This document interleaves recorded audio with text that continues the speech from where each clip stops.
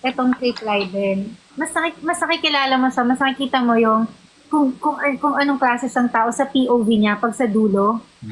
Katulad ng mga past, ang tawag dito, past series, may mga POV ng bawat characters. So yung POV ni Clyden, lagi sa dulo. Na sometimes pag nasigawan niya si Sam or may nagawa siyang ganito, dun ipapalabas kung bakit ganun. Mga ganun. Gawa yun. Yeah. Yun yung favorite ko, kay Clyden. Yun lang. So ano? Ano pa? Ano pa masashare nyo? Anong meron dyan sa program mo? O gusto mo, magtanong ulit ako.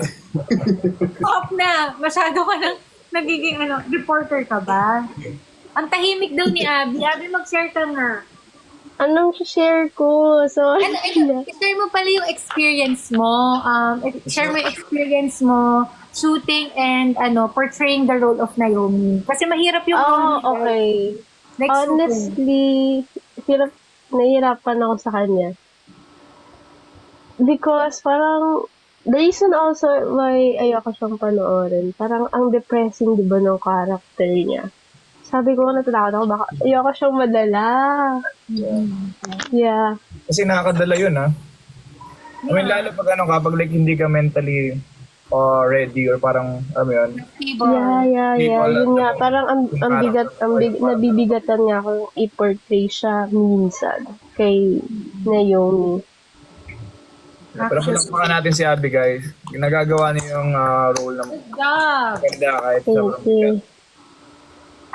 Actually, ito naman, sa lahat naman sa atin, like mahirap yung bawat characters because iba-iba yung pinagdaraanan niya. At sa bawat eksena, may iba-iba tayong emotions sa pinapakita. So, kudos sa ating lahat. Yes. Sa lahat ng Univertada, from book 1, 2, 3, at ngayon nasa book 4 na tayo. Yeah, congrats to us. And magbo-book 5 na. Book 6. Yan, nakaabang-abang. Pero book 5 talaga, book 5. Abot kaya ang book 5 this year? We'll see. Excited daw sa book 5. Excited daw sa fan service ng book 5. Alo, paano yun? Ito naman, si PJ naman. Tanong natin si PJ. May love team siya. Sa book 5. Oo. Book five. Meron. Pero sa book 5 kayo, ngayong book 4, anong nilulook forward mo? Nakaka-isang taping pa lang siya, tapos isang Isa pa eksena. At ako yun. Rocket, di ba? Rocket lang. Automatic lang siya. Anong nilulook forward mo? Like, kasi alam naman ng mga readers, so ano yung mga, isa sa mga eksenang gusto mong i-shoot? Like, nilulook forward mo or inaabangan mo talaga? Sana kasi siguro yung pag-open up ko sa'yo. Oh! Hindi natin about sa character ko. Ay, di ba? Ginawa natin yun. Oo, nice. Practice kayo? Ayun. Ha? Mag-practice kayo? Hindi. Sa audition, Audition. yeah. So nice. Iniisip ko kung paano siya gagawin kasi. Pero ang ganda ng eksena na Nag-auditions pala yun. for Haze? Ano? Nag-auditions pala for Haze? May audition. Meron na. May audition for Clyden and for Haze. For Haze. Yeah. Oh.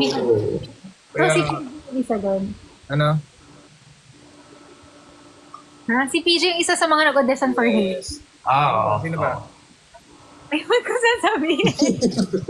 Basta si PJ na yun. Kay PJ na to, okay? Oo. Basta, wala pa yung niya, partner niya. Wala pa natitira. Wala Wala pa. sa book five Yung pa. president. Sa 5 pa, 5. Yeah, pero ako nilulook forward ko rin yung eksena namin na yun ni PJ. Because dun ko nakilala yung character ni Haze. Ganon. Dun kami mas naging close. Oo, pero mas naintindihan niya yung si Haze kung bakit siya ganon. Yeah, yun. Yun lang. Ito ng onting spoiler. Onting spoiler saan? Pahingi daw ng konting spoiler. Sabi ng nasa, Sa episode 8? Episode 8? siguro. Okay, sa episode 8, nandito na yung kabuuan ng car scene. Kasi konti-konti lang yung episode 7. Sa episode Wait lang. Ilang minuto to? Oh, Mga ilang seconds? Pag nag-blink ka, tapos na. Hindi, mga ilang seconds nga. I don't know. 4 minutes yata? Ha? Ano? 3 to 5 minutes? 5 minutes? Ang haba nun, ah. That's so, no. Hindi ba? 5 minutes? 1 minute lang yun. Or less.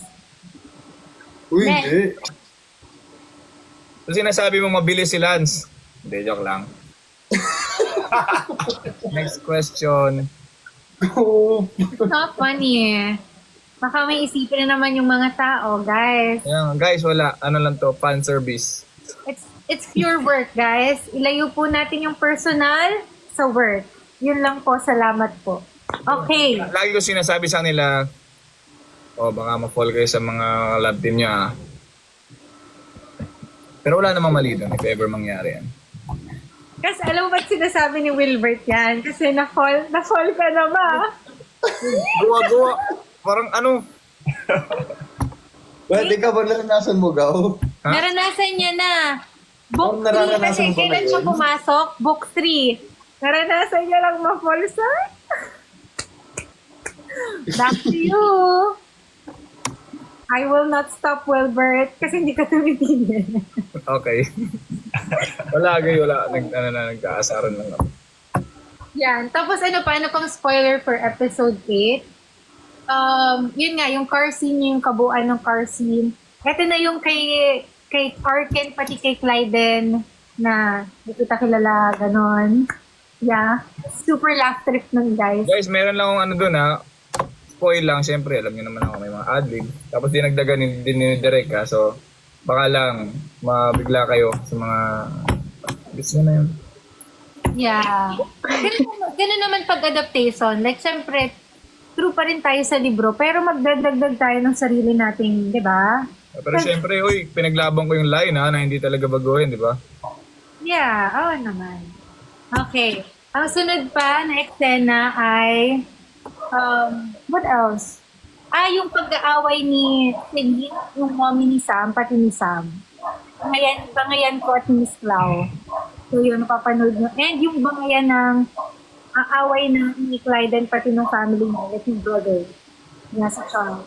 At marami pang iba. Kami ni Naomi, makikita niyo rin doon. So marami. Sabi ko nga kanina nung wala pa kayo, episode 8, parang roller coaster na mga emotions. Iba't ibang emotions talaga.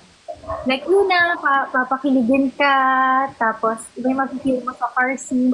Pangalawa, like, may in love ka, may iyak ka, may hurt ka, ganon. Iba-iba siya. So, maganda yung matatawa ka. Maganda yung episode 8 talaga, guys. Iba-iba siya.